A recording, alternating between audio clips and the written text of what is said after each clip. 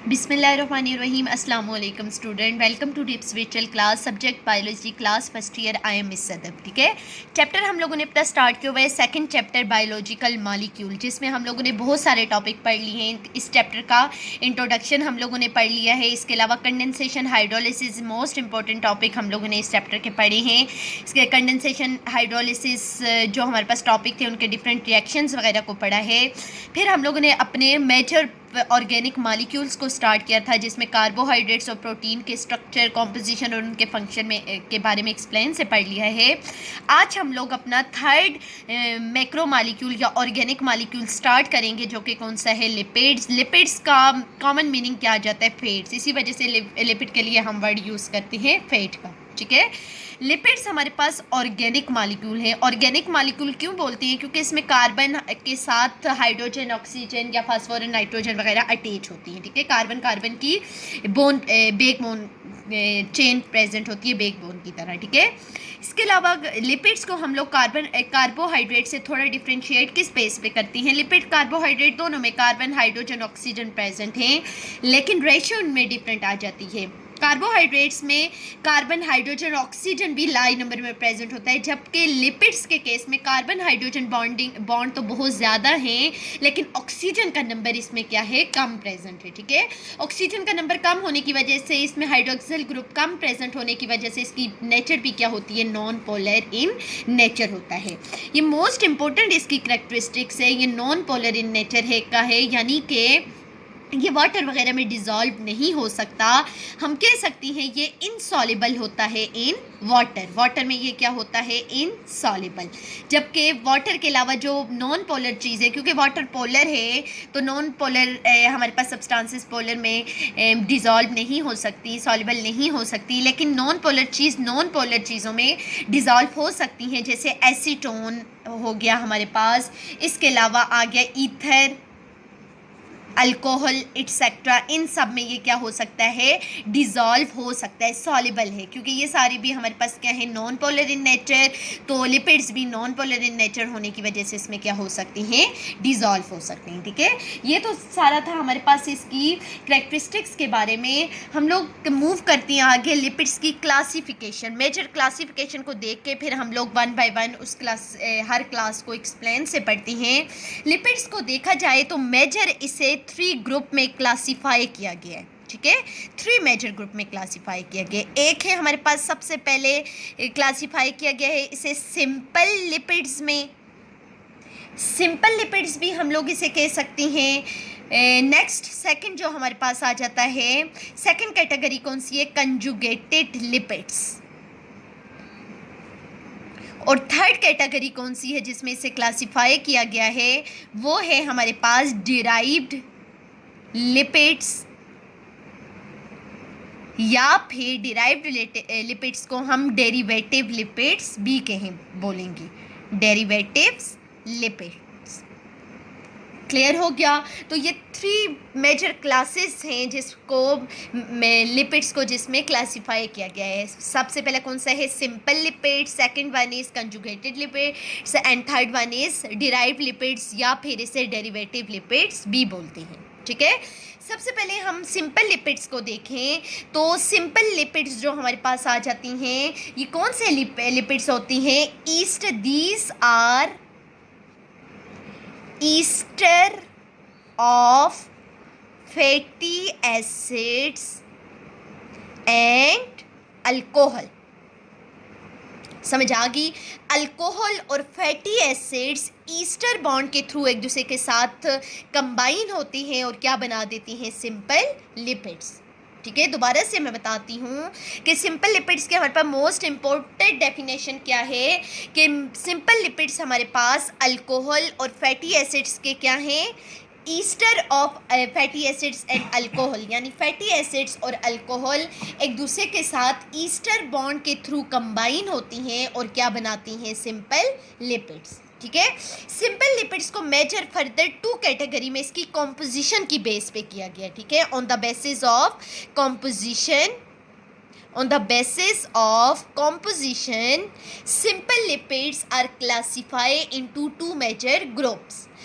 One group कौन सा है इसमें से? एक ग्रुप है ट्रू फैट्स, या फिर इसे हम बोलेंगे न्यूट्रल लिपिड्स। ठीक है, जो सिंपल लिपिड्स हैं उनको दो मेजर कैटेगरी में डिवाइड किया गया है। किस बेस पे? On the basis of composition. एक हमारे पास आ जाते हैं ट्रू फैट्स और neutral lipids, second one is waxes. Clear हो गया? जो हमारे पास ट्रू फैट्स और न्यूट्रल लिपिड्स हैं, ये कौन से लिपिड्स हैं? दीज आर, डेफिनेशन इसकी क्या है? These are ester of fatty acid and glycerol. समझ आ गई क्लास? यानी कि सिंपल लिपिड की कैटेगरी में आती हैं, लेकिन ये वो वाले ट्रू फैट्स या न्यूट्रल लिपिड्स हैं जिनमें फैटी एसिड्स किसके साथ कंबाइन होती हैं? अल्कोहल के स्पेसिफिक ग्रुप ग्लाइसरोल के साथ। ठीक है, कंबाइन होती हैं ईस्टर बॉन्ड के थ्रू और बना देती हैं न्यूट्रल लिपिड्स या फिर ट्रू फैट्स। दोबारा मैं बता रही हूँ कि इसमें अल्कोहल का एक स्पेसिफिक ग्रुप जिसे हम ग्लाइसरोल बोलते हैं अटैच होता है किसके साथ? फैटी एसिड के साथ। किस बॉन्ड के थ्रू? ईस्टर बॉन्ड के थ्रू, और क्या बना देता है? Neutral lipids. क्लियर हो गया? जबकि वैक्सेस हमारे पास कौन से होंगे कि ये इसकी डेफिनेशन देखें, these are ester of fatty acid and alcohol other than glycerol. Glycerol को छोड़ के बाकी सारे अल्कोहल की फैटी एसिड के साथ ईस्टर के थ्रू बॉन्डिंग को हम क्या बोलेंगे? वैक्सेस। मोस्ट इंपॉर्टेंट डिफरेंस देखें, ओवरऑल हम क्या बोलती हैं? फैटी एसिड्स और अल्कोहल ईस्टर बॉन्ड के थ्रू जुड़ते हैं, क्या बना देते हैं? Simple lipids. अब कुछ सिंपल लिपिड्स में अल्कोहल की जगह स्पेसिफिक ग्रुप अटैच होता है ग्लाइसरोल, उस टाइप के सिंपल लिपिड्स को हम क्या बोलते हैं? Neutral lipids. ठीक है, और कुछ सिंपल लिपिड्स में ग्लाइसरोल के अलावा बाकी सारे अल्कोहल के ग्रुप अटैच होती हैं फैटी एसिड्स के साथ, उस टाइप के सिंपल लिपिड्स को हम किस कैटेगरी में रख देती हैं? वैक्सेस में। क्लियर हो गया इस बात की? नेक्स्ट जाती हैं अब वन बाय वन इंशाल्लाह हम इन्हें एक्सप्लेन से ट्रू लिपिड्स को भी वैक्सेस को भी आगे पढ़ेंगे। पहले हम लोग थोड़ा सा देख लेते हैं कंजुगेटेड लिपिड्स। कंजुगेटेड वर्ड का मतलब ही क्या होता है? यानी दो चीज़ों का मजमुआ जिसमें दो डिफरेंट ग्रुप कंबाइन होती हैं, उसको हम क्या बोलती हैं? कंजुगेटेड। कंजुगेशन का वर्ड हम यूज़ ही किसी दो चीज़ों के आपस में जुड़ने के लिए यूज़ करते हैं। ठीक है, तो कंजुगेटेड लिपिड्स वो वाली होती हैं जिसमें सिंपल लिपिड्स जो होती हैं वो किसके साथ कंबाइन हुए होती हैं? नॉन लिपिड पार्ट से।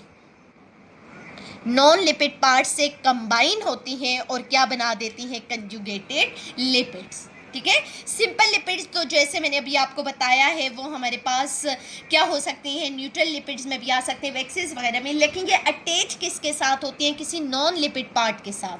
अब ये नॉन लिपिड पार्ट फास्फोरस भी हो सकता है, पार्ट से कंबाइन होती हैं और क्या बना देती हैं? Conjugated lipids. ठीक है, सिंपल लिपिड्स तो जैसे मैंने अभी आपको बताया है वो हमारे पास क्या हो सकती हैं? न्यूट्रल लिपिड्स में भी आ सकते हैं, वैक्सेस वगैरह में, लेकिन ये अटैच किसके साथ होती हैं? किसी नॉन लिपिड पार्ट के साथ।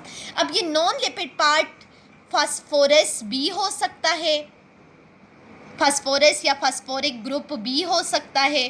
ठीक है, जब हमारे पास लिपिड फास्फोरस ग्रुप के साथ अटैच होता है, इस टाइप के कंजुगेटेड लिपिड्स को हम क्या बोलेंगे? फास्फोलिपिड्स। उसे क्या बोलेंगे? फास्फोलिपिड्स। ठीक है, एक हमारे पास लिपिड का पार्ट आ गया। लिपिड का पार्ट किसी नॉन लिपिड पार्ट यानी यहाँ पे फास्फोरस के साथ जब अटैच होता है तो वो क्या बना देता है? फास्फोलिपिड। ठीक है, इसके अलावा हमारे पास जब लिपिड जो है अटैच होता है प्रोटीन पार्ट के साथ तो ये फिर क्या बना देता है? लिपोप्रोटीन। ठीक है, उस कंजुगेटेड लिपिड्स को क्या बोलेंगे हम? लिपोप्रोटीन। एक फास्फोलिपिड जब फास्फोरस या फास्फोरिक ग्रुप जब अटैच होता है लिपिड्स के साथ वो फास्फोलिपिड्स बनाते हैं कंजुगेटेड लिपिड्स को, और जब लिपिड्स के साथ protein non lipid part attach होगा तो उसे हम क्या बोलेंगे? लिपोप्रोटीन। इसके अलावा बच्चों जब हमारे पास अटैच हो जाएगा लिपिड्स के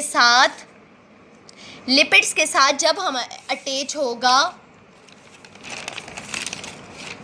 ठीक है, लिपिड्स के साथ जब अटैच होगा कार्बोहाइड्रेट का ग्रुप, तो ये हमारे पास इस कंजुगेटेड लिपिड्स को हम क्या बोलेंगे, ग्लाइकोलिपिड्स।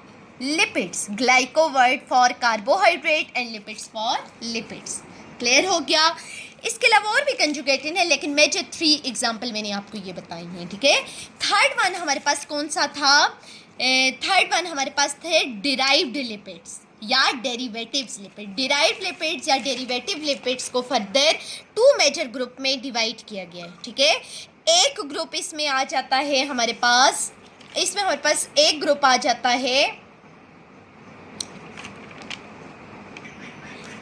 ठीक है, एक ग्रुप हमारे पास आ जाता है स्टीरोल्स और एक ग्रुप हमारे पास आ जाता है टर्पीन्स। ये दोनों किस कैटेगरी में आते हैं, डेरिवेटिव लिपिड्स में या डिराइव्ड लिपिड्स में। टर्पीन्स में हमारे पास एग्जांपल आ जाती है कोलेस्ट्रॉल वगैरह, ठीक है। कोलेस्ट्रॉल वगैरह किस कैटेगरी में आ जाते हैं, स्टीरोल्स में। जबकि टर्पीन्स स्पेसिफिक ग्रुप है जो टर्पिनाइड्स से मिलकर बना होता है, इसे भी हम फर्दर पढ़ेंगे।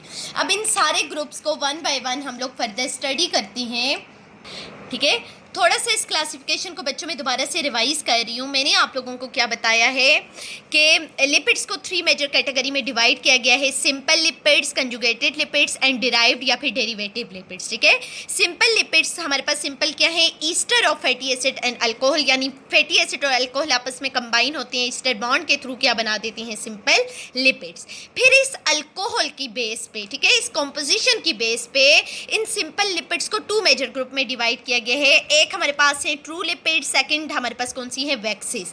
जिनमें अल्कोहल स्पेसिफिक ग्लाइसरॉल ग्रुप होगा वो किस कैटेगरी में आ जाएंगे, ट्रू फैट्स में या हमारे पास न्यूट्रल लिपिड्स में। जबकि जिसमें ग्लाइसरॉल के अलावा बाकी कोई भी अल्कोहल का ग्रुप होगा तो उस कैटेगरी को हम किस में रख देंगे, वैक्सेस में।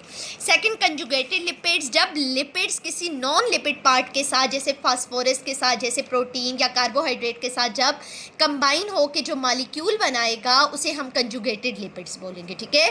जैसा कि जब फास्फोरस हमारे पास लिपिड के साथ अटैच होगा वो फास्फोलिपिड्स होंगे, जब लिपिड्स प्रोटीन के साथ अटैच होगा तो उसे लिपोप्रोटीन बोलेंगे, और जब हमारे पास लिपिड्स के साथ कार्बोहाइड्रेट होंगे तो उसे ग्लाइकोलिपिड्स बोलेंगे, ठीक है।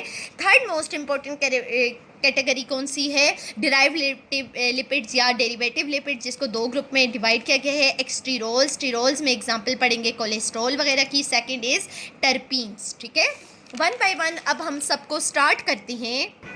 चलें बच्चे, 1 बाय 1 पहले सिंपल लिपिड्स देखेंगे। सिंपल लिपिड्स में मैंने क्या बताया, 2 मेजर ग्रुप पढ़ेंगे। एक हम लोग उसमें पढ़ेंगे कौन सा ग्रुप पढ़ेंगे, न्यूट्रल लिपिड्स या फिर हमारे पास ट्रू फैट्स, ठीक है। तो पहले हम लोग इसका ग्रुप न्यूट्रल लिपिड्स या फिर ट्रू फैट्स को देखते हैं, ठीक है। और ट्रू फैट्स और न्यूट्रल लिपिड्स में जो एग्जाम्पल पढ़ेंगे वो कौन सी पढ़ेंगे, एसाइल ग्लाइसराइड, एसाइल ग्लाइसराइड या ग्लाइसरोल, जो कि आपकी बुक में गिवन है, ठीक है।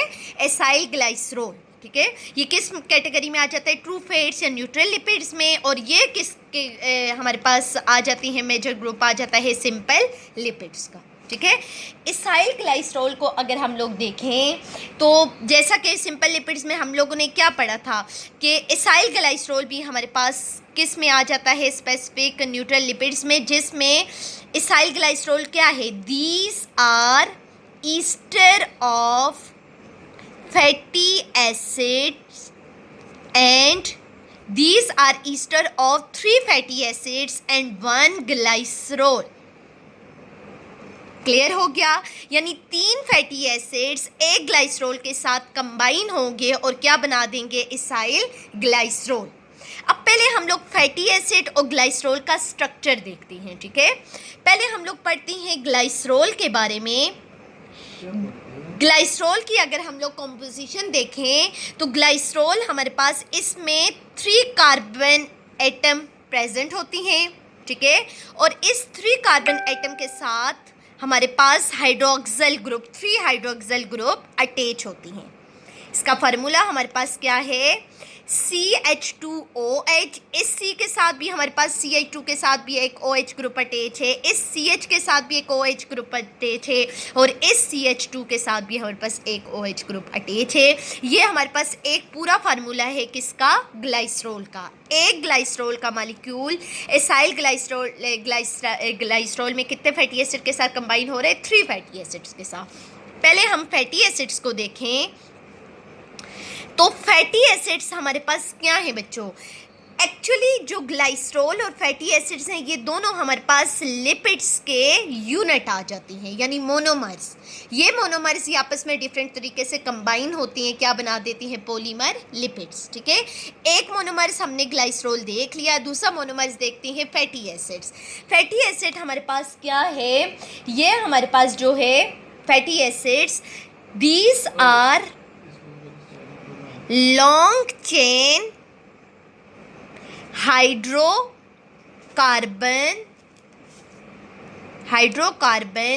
With carboxylic group. ठीक है, कि ये हमारे पास लॉन्ग चेन हाइड्रोकार्बन से, हाइड्रोजन और कार्बन की एक लॉन्ग चेन है जिसके साथ कार्बोक्सिलिक ग्रुप अटैच होते हैं। कैसे बच्चों, आर के साथ हमारे पास, आर हमारे पास क्या है, ये हमारे पास लॉन्ग कार्बन की लॉन्ग चेन होगी। अब इसमें कार्बन का नंबर 16 भी हो सकता है, इसमें कार्बन का नंबर 15 भी हो सकता है, इसमें कार्बन का नंबर 18 भी हो सकता है। ठीक है, वेरिएबल हैं। लेकिन इसके साथ हमारे पास क्या अटैच होता है, कार्बोक्सिलिक COOH ग्रुप अटैच होता है। ठीक है, समझ आई। ये फैटी एसिड जब हमारे पास कंबाइन होती हैं ग्लाइसरॉल के साथ क्या बना देते हैं, एसाइल ग्लाइसरॉल। लेकिन फैटी एसिड्स की हम लोग थोड़ी सी क्लासिफिकेशन देखें तो फैटी एसिड को 2 मेजर ग्रुप में क्लासीफाई किया गया है। ठीक है, एक हमारे पास फैटी एसिड को 2 मेजर ग्रुप में क्लासीफाई किया गया है। एक है हमारे पास लॉन्ग चेन है जिसके साथ कार्बोक्सिलिक ग्रुप अटैच होते हैं। कैसे बच्चों, आर के साथ हमारे पास, आर हमारे पास क्या है, ये हमारे पास लॉन्ग कार्बन की लॉन्ग चेन होगी। अब इसमें कार्बन का नंबर 16 भी हो सकता है, इसमें कार्बन का नंबर 15 भी हो सकता है, इसमें कार्बन का नंबर 18 भी हो सकता है। ठीक है, वेरिएबल हैं। लेकिन इसके साथ हमारे पास क्या अटैच होता है, कार्बोक्सिलिक COOH ग्रुप अटैच होता है। ठीक है, समझ आई। ये फैटी एसिड जब हमारे पास कंबाइन होती हैं ग्लाइसरॉल के साथ क्या बना देते हैं, एसाइल ग्लाइसरॉल। लेकिन फैटी एसिड्स की हम लोग थोड़ी सी क्लासिफिकेशन देखें तो फैटी एसिड को 2 मेजर ग्रुप में क्लासीफाई किया गया है। ठीक है, एक हमारे पास फैटी एसिड को 2 मेजर ग्रुप में क्लासीफाई किया गया है। एक है हमारे पास इसेंशियल फैटी एसिड्स और सेकंड है हमारे पास non essential fatty acids, non essential fatty acids. ठीक है, जैसा कि हम लोगों ने प्रोटीन में पढ़ा था, इसेंशियल फैटी एसिड वो वाले हैं जिनको हमारी बॉडी नहीं बना सकती। ठीक है, can't synthesized by our body,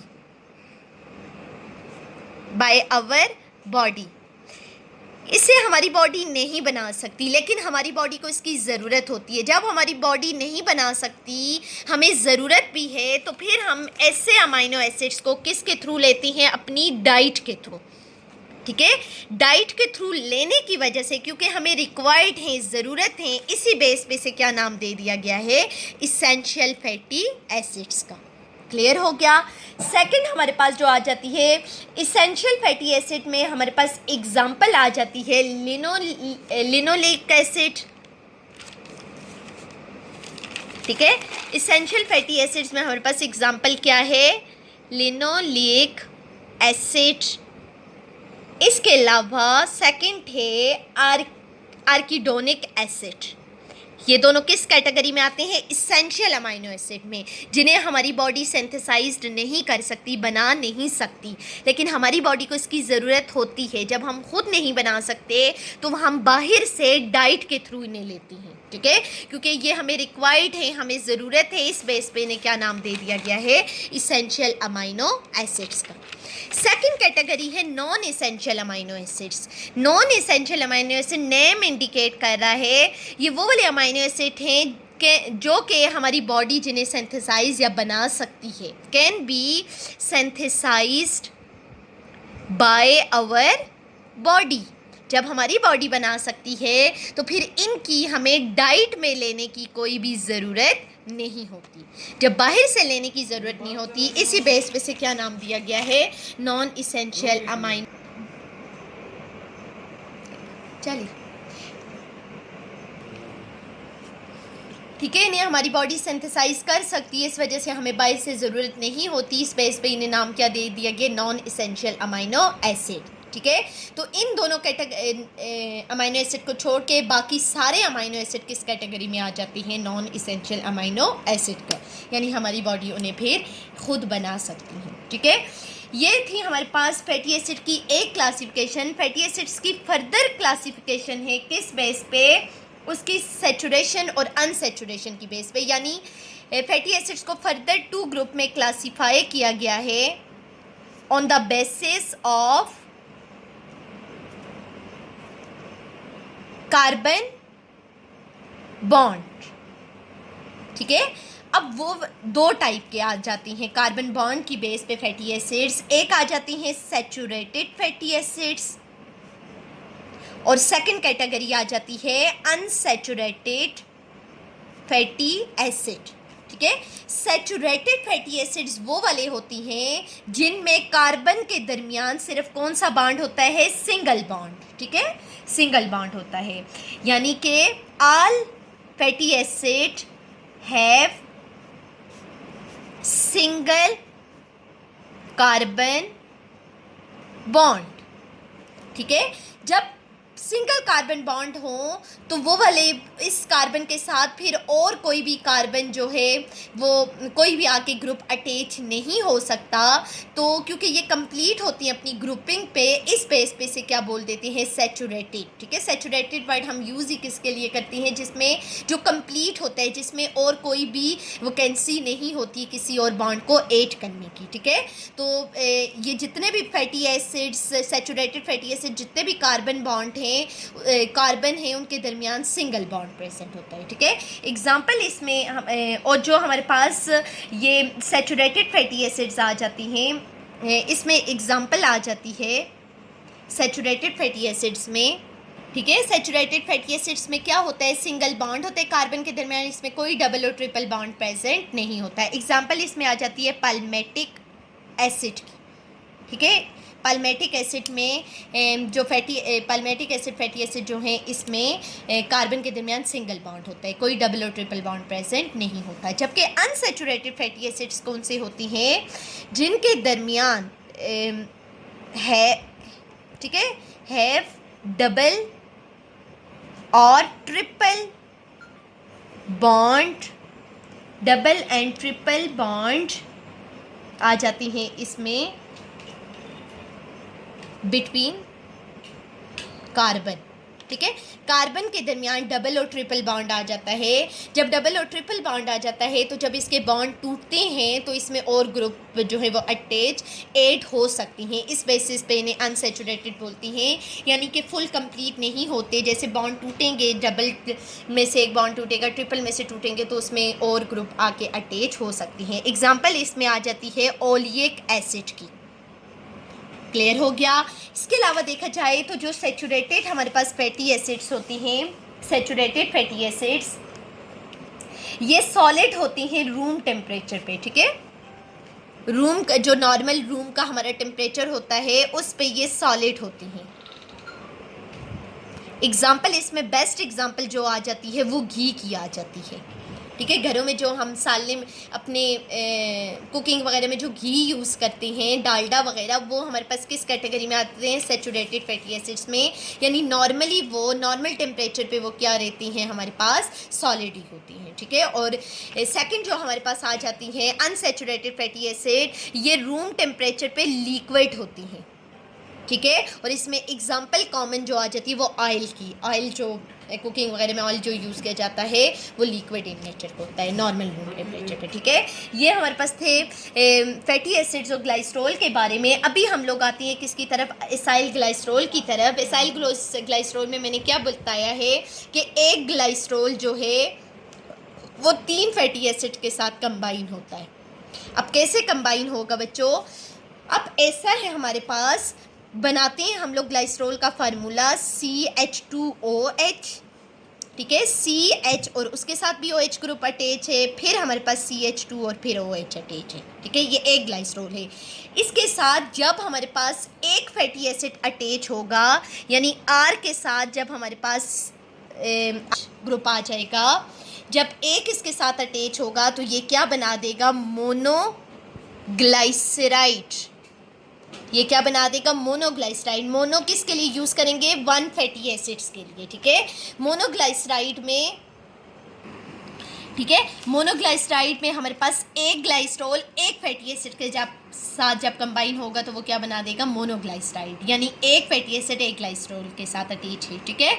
तो इसमें क्या होगा, जब एक ही फैटी एसिड से, तो हमारे पास फैटी एसिड का OH ग्रुप जो है अल्कोहल के OH ग्रुप के साथ जो है वो कंबाइन होके किसकी फॉर्मेशन करेगा, H2O, वाटर इसमें से रिमूव हो जाएगा और पीछे हमारे पास कौन सा बॉन्ड बनेगा, ईस्टर बॉन्ड, ठीक है। कौन सा बॉन्ड बनेगा, ईस्टर बॉन्ड। तो जब मोनोग्लाइसराइड बनेगा तो एक वाटर का मॉलिक्यूल वहाँ से क्या होगा, रिमूव होगा और उसके दरमियान पीछे कौन सा बॉन्ड बन जाएगा, ईस्टर बॉन्ड। ईस्टर बॉन्ड बनने की वजह से हम लोग बोलते हैं कि हमारे पास जो ग्लाइसराइड होती हैं ये या सिंपल लिपिड जो होते हैं ये esters of fatty acids and alcohol होती हैं। समझ आ गई, ठीक है। अब मोनोग्लाइसराइड के बाद अगर हम लोग देखें डाइग्लाइसराइड को, तो जब हमारे पास दो फैटी एसिड्स ग्रुप आके यहाँ पे अटैच होंगे तो हमारे पास दो फैटी एसिड अटैच होने की वजह से क्या बन जाएगा, OH और H के दरमियान जब रिएक्शन होगा इनके दरमियान वाटर रिमूव हो जाएगा और पीछे सेकंड ईस्टर बॉन्ड बनेगा। रिजल्ट में जो प्रोडक्ट बनेगा वो कौन सा होगा, डाइग्लाइसराइड। क्लियर हो गया, यानी फैटी एसिड के नंबर की बेस पे जो ग्लाइसराइड ग्रुप है उसको तीन कैटेगरी में डिवाइड किया गया है, मोनोग्लाइसराइड, डाइग्लाइसराइड एंड ट्राइग्लाइसराइड। मोनोग्लाइसराइड कौन सा होगा, जब हमारे पास ग्लाइसरॉल ग्रुप के साथ सिर्फ एक फैटी एसिड अटैच होगा, ठीक है, वो हमारे पास मोनोग्लाइसराइड होगा और एक वाटर का मॉलिक्यूल रिमूव होके एक ईस्टर बॉन्ड बनेगा, ठीक है। जब हमारे पास दो हमारे पास फैटी एसिड ग्लाइसरॉल के साथ अटैच होंगे, दो वाटर के मॉलिक्यूल रिमूव होंगे, दो ईस्टर बॉन्ड बनेंगे और जो प्रोडक्ट बनेगा उसे डाइग्लाइसराइड बोलेंगे। डाई किस बेस में बोलेंगे, क्योंकि इसमें टू फैटी एसिड्स क्या होंगे, अटैच होंगे। अब जब हमारे पास थर्ड फैटी एसिड भी आके इसके साथ अटैच होगा तो क्या होगा, तीसरा अल्कोहल के तीसरे H के साथ फैटी एसिड का OH ग्रुप अटैच होके तीसरा वाटर का मॉलिक्यूल रिमूव होगा। रिजल्ट में जो प्रोडक्ट बनेगा उसे क्या बोलेंगे, ट्राइग्लाइसराइड। उसे क्या बोलेंगे, ट्राइग्लाइसराइड, यानी 3 फॉर फैटी एसिड, ठीक है। ट्राइग्लाइसराइड बन जाएगा। 3 वाटर के मॉलिक्यूल, इसके साथ 2 वाटर के मॉलिक्यूल रिमूव हुए थे, इसके साथ 3 वाटर के मॉलिक्यूल क्या हो जाएंगे, रिमूव होंगे और 3 ईस्टर बॉन्ड क्या हो जाएंगे, बन जाएंगे।